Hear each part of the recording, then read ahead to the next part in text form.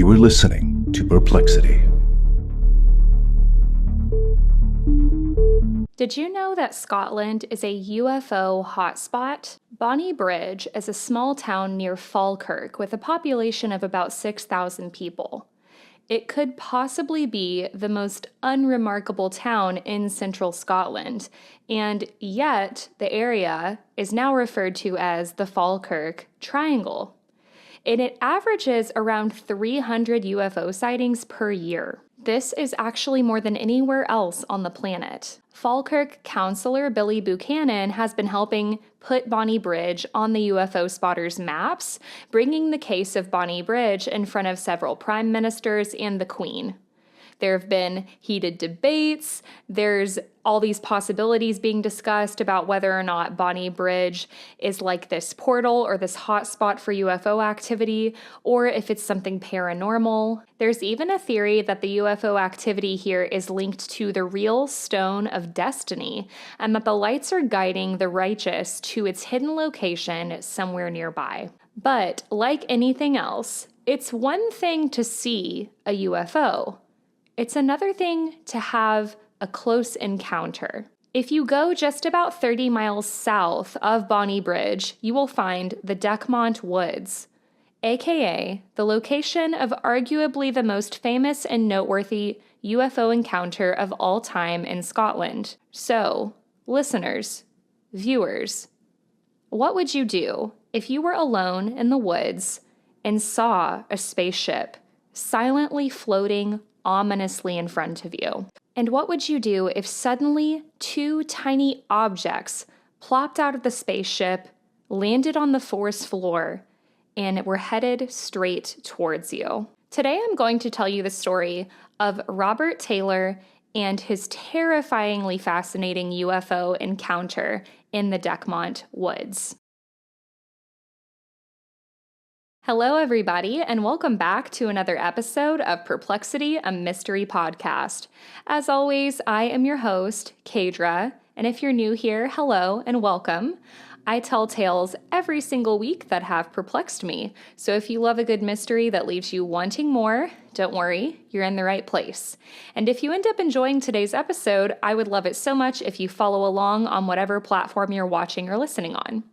And if you are a returning listener, hello, my friends. Welcome back. I'm so happy you're here, and I have a great story for you guys today.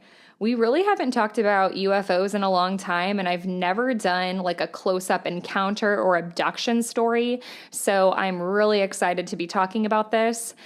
The Robert Taylor incident is what we will be talking about today. It is a shorter story, though, so I reference some other things throughout this episode, such as the Bonnybridge incident, like in the introduction, along with some other pretty creepy and interesting UFO encounters that happened in Scotland and nearby, like in Wales and just throughout the UK. Very quickly, before we get into today's episode, as always, a couple of quick announcements. Save the date for that virtual live show coming soon to you on YouTube Live. It's going to be Saturday, July 13th, 8 p.m. Central. We're going to be doing Q&A, listener stories. I'll be doing merch giveaways and just chatting with you guys. So I would love to see you there. I'm really looking forward to it. It's my first virtual live show. So save the date. Don't forget. I also wanted to remind everyone that I have my Patreon for those of you who want exclusive bonus content. I am doing a lot of extra coverage on there right now. I am covering the Duggar family and the Shiny Happy People documentary. We're talking about Bill Gothard and the IBLP, which for those of you who don't know, that was a huge religious movement in like the 60s, the 80s, and the Duggars are the famous reality TV family that had 19 kids. They highly endorsed the IBLP, and there were tons of very upsetting scandals that came out from the Duggar family and from the IBLP with Bill Gothard. So that's all on Patreon, and that is the best way to support this podcast if you are interested. And with that, I wanted to thank Rolana, who is my mom. So shout out to my mom. She is one of my patrons, and she upgraded her tier on Patreon to a higher support tier. So thank you, Mom, for doing that. And if you guys want to go check that out, those links for the Patreon are down in the episode description. You'll also find my merch links and other support links down there. I am having a merch sale right now. If you use the code SUMMER15 on some exclusive items in my shop, you'll get 15% off of your order. And there's a bunch of new merch items in the store if you are interested.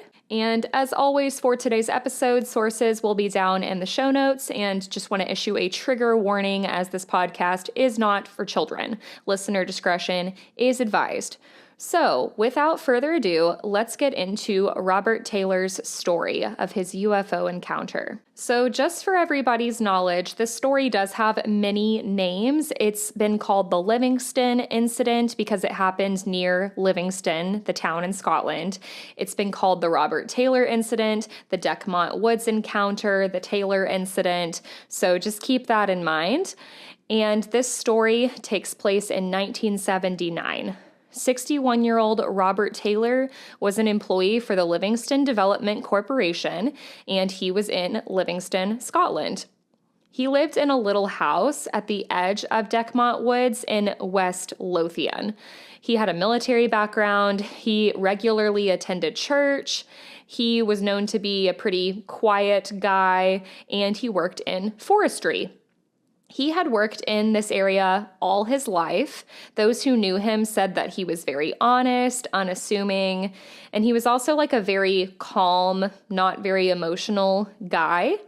He had a thick brush of white hair and a craggy outdoorsman face because he spent a lot of time outside. So on November 9th, 1979, Robert Taylor would go to work like a typical day. It was about 10:30 a.m. when he would park his pickup truck alongside the M8 motorway, where he would walk along a wooded path north of the hill known as Dechmont Law. He was accompanied by his red setter dog, Lara, as he planned to check the fences and gates throughout the newly planted forest area. He just wanted to make sure that all the fences and the gates were functioning properly. So as he trudged along in his bulky Wellington boots, he noticed the thick, dark fir trees and the dampened sounds of race cars coming from the Edinburgh-Glasgow motorway.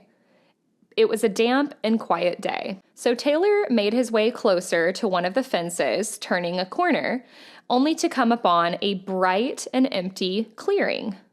Unlike the rest of the forest, this area was filled with a brilliant light. But in this clearing, Taylor would quickly realize he was not alone. He noticed something very strange that he had never seen before, and it seemed to appear out of nowhere. What Taylor would later describe to police was a massive 30-foot-high spherical object, like a flying dome, hovering above the forest floor. The object was about 21 feet or 6.4 meters in diameter.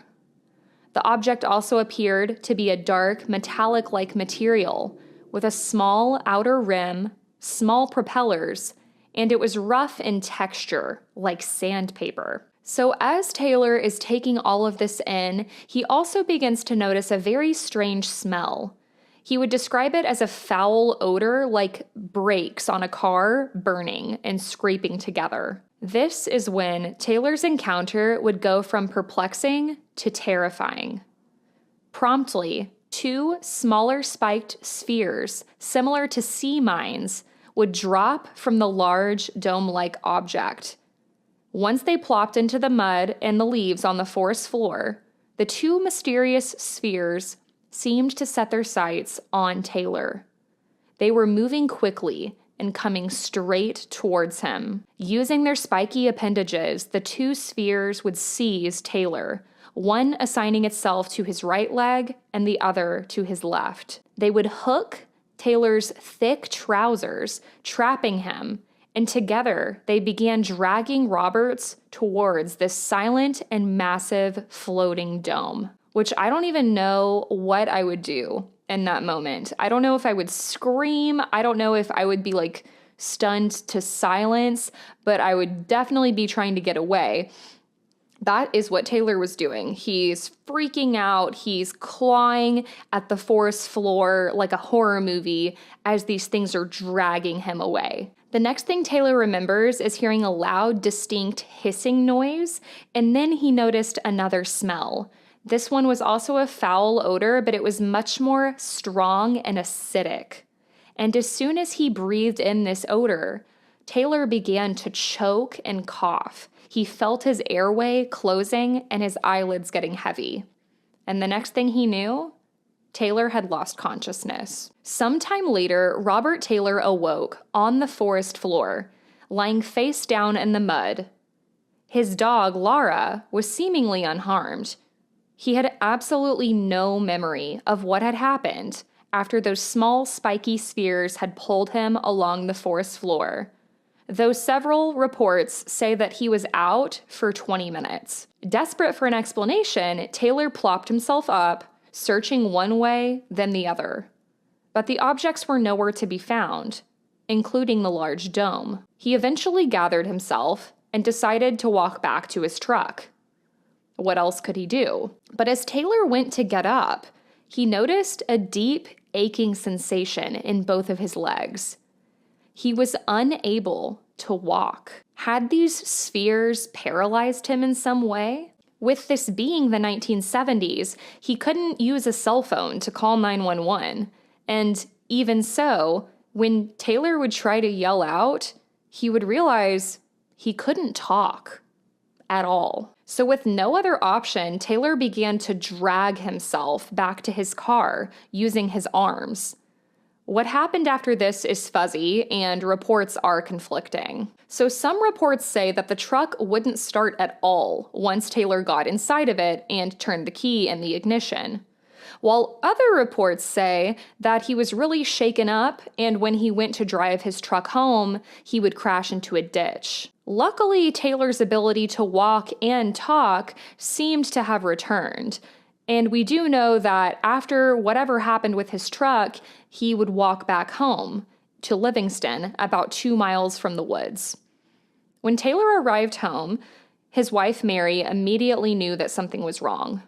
She would look Taylor up and down and see that he was covered in mud and disheveled. It looked like he had been attacked. His clothing was torn, he had cuts on his chin and thighs, and when she asked him what had happened, all he could say was he had been attacked by a spaceship thing. Eyes widening and not knowing what else to do, Mary would contact the police. Detective Con Eon Wark, crime scene investigator, would respond to Mary Taylor's call and begin to gather information. Taylor would take Wark out to the area of the Dechmont woods, bringing him to the clearing. When Detective Wark arrived with Taylor, he would find a large group of police officers was already there. The officers had made several strange discoveries. What they found was nothing that they had ever seen before. There were strange markings all along the forest floor that they described as ladder-shaped marks, like a ladder to climb something. And this was in the area where Taylor had claimed to have seen the large dome-like object.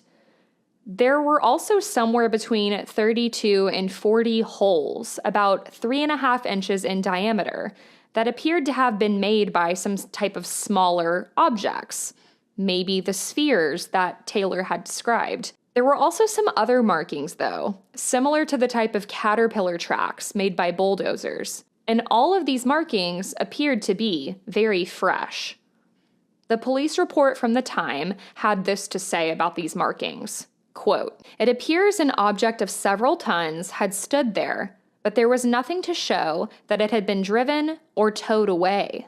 End quote. So this would indicate that whatever had left these marks had flown or disappeared from the area. Because Taylor was disheveled, injured, and had lost consciousness, the police actually investigated this as an assault. Meanwhile, when this would spread to the media, The paranormal community would consider this to be a rare and first-hand account of a UFO encounter. The story of the Robert Taylor incident would soon make headlines around the world. So during the police investigation, they would speak with Robert Taylor's employer, the Livingston Development Corporation, and they thought it would be a good idea to have a look at their machinery to see if any of their machines could have made these strange markings that they found all in this clearing. But none of the Livingston Development Corporation's machinery was consistent with the tracks or markings. It simply wasn't possible that these machines had made these marks. The police also never found anything else that could have explained what created these strange markings and holes. They searched other areas of the Dechmont woods, hoping to find an object, a machine, something that would explain it, but to no avail. It seemed that this had all happened in this one isolated spot. The police would also process Taylor's ripped clothing, hoping that they could figure out what may have caused the tears in his clothes. Keep in mind, this was before modern DNA techniques, so this was really all that they could analyze. So the forensics team would determine that the damage was likely done by something that had hooks. It appeared that the pants had been hooked into and then pulled upward, creating a sharp upward pulling motion. But despite this police investigation, no real answers came. Robert Taylor had no closure, and the police simply couldn't work out what Taylor had experienced. So Robert Taylor eventually realized he had to accept his reality. He had been abducted by some type of extraterrestrial being, and the only proof he had were the rips in his trousers and the strange markings on the forest floor that were slowly disappearing. As decades passed, everyone who interacted with Taylor would find him to be highly sincere and credible. Never once did he waver from his story. Robert Taylor would die on March 14th, 2007, at the age of 88, and what he experienced on November 9th, 1979, at around 10:30 a.m. in the Dechmont woods of Scotland, would remain a mystery. So, let's get into some theories. So the same year of Robert Taylor's encounter, 1979, a UFO skeptic named Stuart Campbell would visit the Dechmont woods with police. Campbell was convinced that he could look around and find a simple explanation for what Robert Taylor had experienced. On the first visit, he found nothing. But when he came back a second time, he reported PVC pipes in a field close by, and he later found that the local water authority had laid a cable duct within 100 meters of the clearing, where the UFO was seen. So Campbell concluded that these stacks of PVC piping had caused the markings along the ground, but according to the police reports, they never found anything that could have caused these markings. Other people have theorized that Taylor may have seen a helicopter and mistaken it for a UFO. So I'm not saying it's impossible. Maybe Taylor had seen something that he mistaken to be a UFO. But this certainly didn't explain Robert Taylor's report of the spheres that grabbed him and were dragging him. It didn't explain the hissing sound, the weird smells, or him losing consciousness. It didn't explain how his clothing had been torn. So getting into a medical perspective, some people say that Robert Taylor could have suffered a seizure, which caused some hallucinations, or maybe he even had a mini stroke or a TIA. Patricia Hannaford, a qualified physician, has suggested Robert Taylor's loss of consciousness could have been an isolated attack known as temporal lobe epilepsy. Hannaford is also, interestingly, the founder of the Edinburgh University UFO Research Society, so sounds like a well-rounded woman. According to Hannaford, the seizure, if he did have a seizure, could have explained the objects that Taylor saw as being nothing more than a hallucination. Or perhaps what Taylor saw was simulated by a mirage of Venus. And this Venus theory has been seen in some other UFO sightings. People basically say if you see Venus at a certain rotation, I'm probably going to explain this horribly, but there's certain times of year where you can see Venus and it causes this mirage that could be mistaken for like a spacecraft, basically. We do know that Robert Taylor had a prior history of meningitis. He contracted meningitis about 14 years ago, according to his wife, Mary, and this could have made him more susceptible to seizures. Meningitis is a form of a brain injury. He had been treated for the meningitis, though, and there weren't any complications after. But more recently, in July of 1979, just a few months before this encounter, Robert Taylor was suffering from some pretty severe headaches, and this led to him being hospitalized in Edinburgh. But it was like he had the meningitis, he got treated, 14 years went by, everything was good, and then he started having these really bad headaches. And from what I could find, we don't know what was causing them. We just know he had to be hospitalized for them. Robert Taylor also had no known history of mental illness, and in his statement, Mr. Taylor said that he was examined by a local doctor after all of this happened.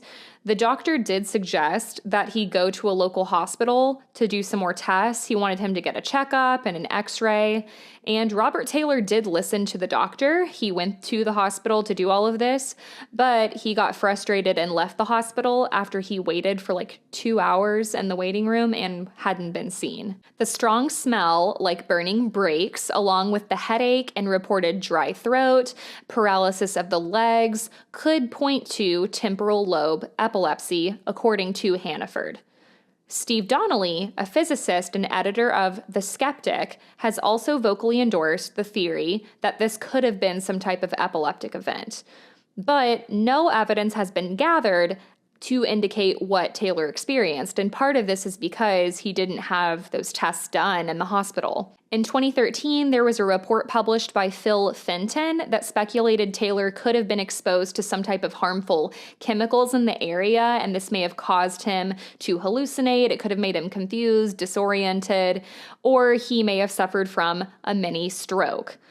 There's also a large water tower nearby this area, so some people have speculated this could have been the large dome-like object that Taylor saw, and he just mistaken it for a UFO. Fellow ufologists, astronomers, theorists, authors, scientists, and researchers have all come forward and presented a lot of different theories. Some people have speculated that Taylor hallucinated after ingesting some berries in the woods, but I find this unlikely because he grew up in this area, he worked in this area all of his life. I think he would have known what was harmful to eat in the area, and he also lived really close by. So he probably would have just gone home to eat or brought his own food. Other people have speculated it could have been black ball lightning, which occurs during thunderstorms.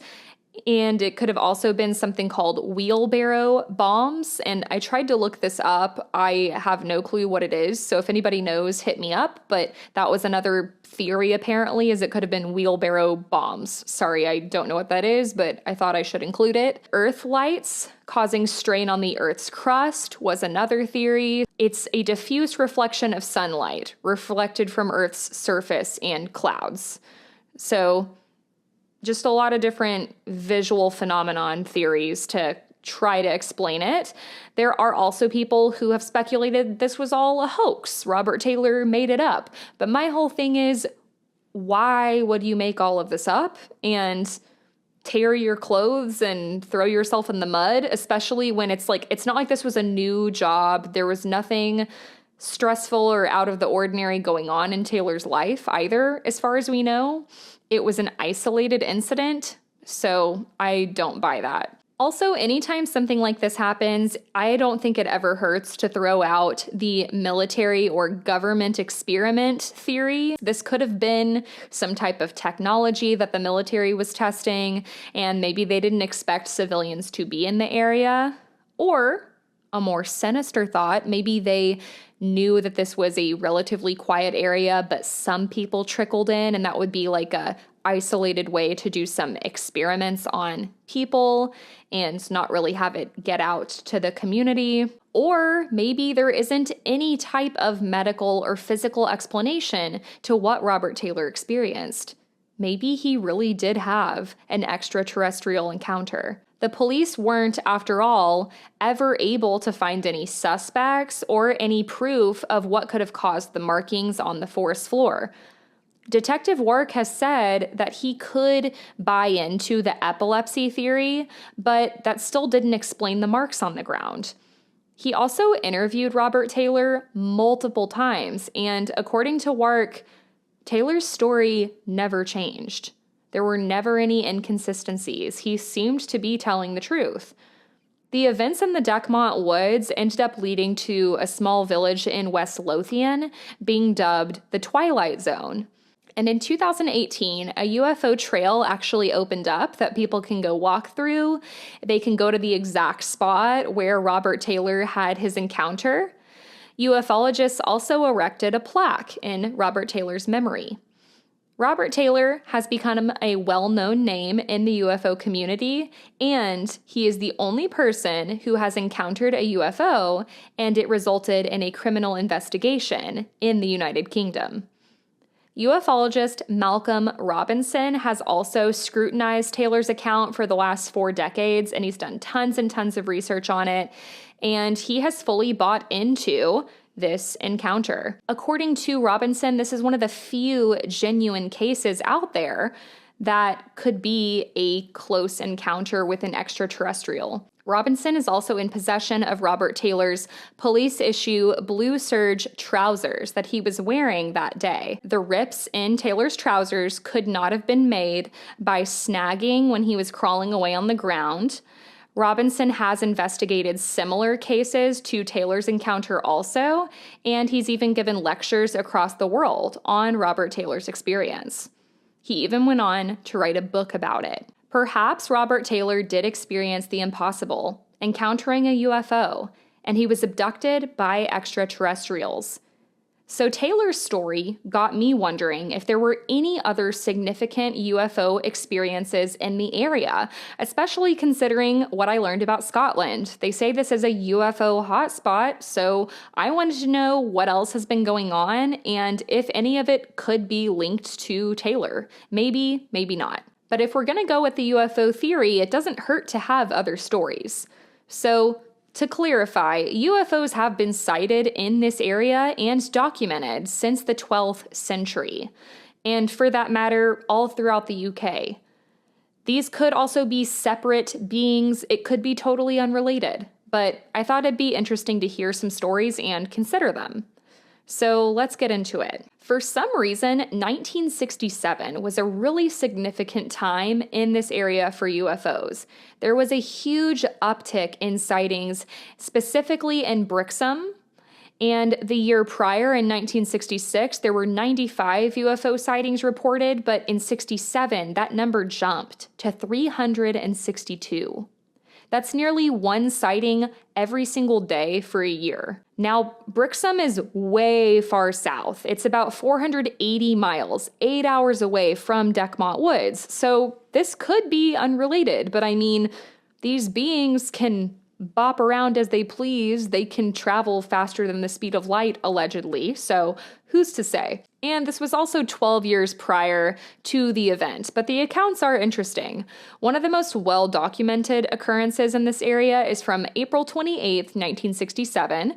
So for about an hour, around noon, a bunch of locals and the HM Coast Guard reported seeing a large dome-shaped object about 1,600 feet over Brixham in Devon. And also, I'm sorry if I'm saying the names of these towns wrong. They also described seeing a visible door on the side of this object. That same year, about 4 hours northeast, Clapham Wood in West Sussex would experience a significant uptick in UFO sightings. And this would continue from the 60s into the 70s. There's just all these people calling in about these strange things happening in the sky. In 1971, 2 school children near the coastal village of Muckles, Scotland, about 2 hours northeast of the Dechmont Woods, would have a very strange experience as well. They claimed that they saw an unidentified silent craft. The craft was seen regularly by school children in this area, and this would go on for many years. It's reported this silent craft was spotted on and off all the way through 1991, with some even catching it on film. On October 16, 1973, Gabriella Versace of Somerset, England, was abducted by an extraterrestrial being at around 2 a.m. And this is down south, about an hour and a half from the Brixham encounters. Versace was missing for 3 hours. She recalled being strapped into an examination table and being physically inspected before she was returned home. She wouldn't report this abduction until 4 years later. On February 4th, 1977, a large dome-like object was reported to have landed next to Broadhaven Primary School in Wales. 14 school children would witness this, along with a silver creature that emerged from the craft. The head teacher, Ralph Llewellyn, interviewed 15 students on Monday, February 7th, 1977, individually asking each one of them what they had seen and asking them to draw it. And remarkably, when Llewellyn would compare all of these drawings, they were incredibly similar to each other. All of the students would draw a dome-shaped object, and some of the students would draw a door on the side of it, and some even drew a ladder, which reminded me of the ladder-like markings that Robert Taylor found on the forest floor, and that the police saw as well. On February 16th, 1977, there was another school in North Wales at Rose Cyball in Anglesey. I'm so sorry if I'm butchering all of these. There was a UFO encounter here where 9 children at the primary school would report seeing a large dome-like object, and they would also make similar drawings of what they had seen. In August of 1977, there was a silver humanoid figure that was reported being spotted next to a spacecraft-like object. This was in the middle of a road junction near Barnston, Merseyside, which is about 4 hours from the Dechmont woods. There were also some reports after Robert Taylor's abduction. There's the story of a police officer named Alan Godfrey. This was on November 29th, 1980 at about 5 o'clock. And Godfrey reported that he was abducted by an alien spacecraft in Todmorden in West Yorkshire. He would describe a strange luminescent object, and this was also spotted by locals and other police officers in the same time vicinity that Godfrey claims he was abducted. In December of 1980, there was also a series of sightings of very strange lights and objects in the sky. This was in Suffolk, England, and this was followed by reports of an alleged landing of an unidentified spacecraft in the Rendlesham Forest on December 26th. For those of you who follow UFO stories, Rendlesham Forest is a very famous story, a very famous UFO encounter. After daybreak on the morning of the 26th of December, servicemen would return to a small clearing near the eastern edge of the forest where they would find 3 small impressions on the ground in a triangular pattern, as well as burn marks and broken branches on nearby trees. On August 12, 1983, 77-year-old Alfred Berthoud was fishing in the Basingstoke Canal in Aldershot when he saw a disc-shaped UFO that landed nearby. According to Berthoud, he was medically examined by English-speaking creatures before he was rejected from the spacecraft because he was too old, which is like so savage. On December 1st, 1987, a retired police officer named Philip Spencer, which is a pseudonym, captured a photo on Ilkley Moor, claiming that he saw an alien creature in a white-colored craft leaving the area. The photograph ended up being examined by Kodak Laboratories, and they determined the object was not superimposed. This is considered one of the few British close encounters of the third kind.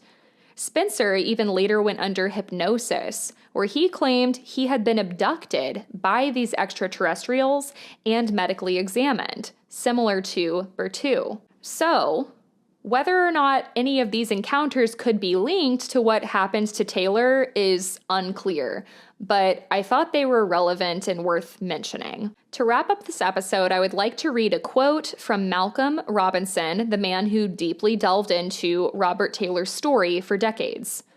Quote, "As a man who has spoken to hundreds of UFO witnesses over many years, none have convinced me so much as Bob Taylor. His demeanor, his character, and his overall persona came across as honest as the day is long. People often think that the paranormal is a big joke, but the number of sightings in recent years have certainly increased. There have been many other astonishing UFO cases which have been recorded above the Scottish skies, from small gray creatures spotted in a Fife wood to a hovering UFO which was photographed above Craig Lusker Reservoir near Dunfermline. And that's before Bonnie Bridge, the site of many allegedly alien sightings and dubbed the UFO capital of the world. In the last 10 to 15 years, there have been about 300 sightings in Scotland every year. And I would class at least a third of these as bona fide sightings. We've done the checks with locals and national airports, the Met Office, the MOD. These are certainly not aircraft. We always try to find a rational explanation before we go down the route of UFOs." End quote. So perhaps on November 9th, 1979, Robert Taylor experienced something both terrifying and extraordinary. Something that very few people get to experience and have yet to understand. We may never know the true story behind the mystery, but whatever the case, this encounter is certainly perplexing. So that, everybody, is the story of the Robert Taylor incident, along with some sprinkled in UFO encounters throughout the UK. I hope you guys enjoyed today's episode. If you did, please be sure to let me know, and it would mean the world if you subscribe to the YouTube channel. If you follow along on whatever podcast platform you're listening on, please leave 5-star reviews as well. It really helps the show. If you're on Apple, you can write out a review. You could write a review like this one from Pop Etymology, who said, "Awesome, love this show." Short, sweet, to the point, love it. If you are listening on Spotify, you can drop a comment on this exact episode. I would love to hear what you thought. You can do the same thing on YouTube. Support links are down in the episode description. My merch links are there. Buy me a coffee link, which is just a way to tip your server. It's a one-time payment that helps me pay for things to keep the show going. And if you really want to support the show and you want a lot of perks, including exclusive bonus content, go check out the Patreon. There's 4 tiers. There's lots of different ways that you can support there, and that is very much appreciated. And everyone, remember, save the date for the virtual live show. It is coming on YouTube Live Saturday, July 13th, 8 p.m. Central. And if you have any questions or listener stories that you want included in that live show, be sure to email them to me. And you can always email topic requests and listener stories to perplexitymysterypodcast@gmail.com. Thank you all so much for listening. You all are amazing. Hope you have a great week and stay safe, and I will talk to you next week. Bye!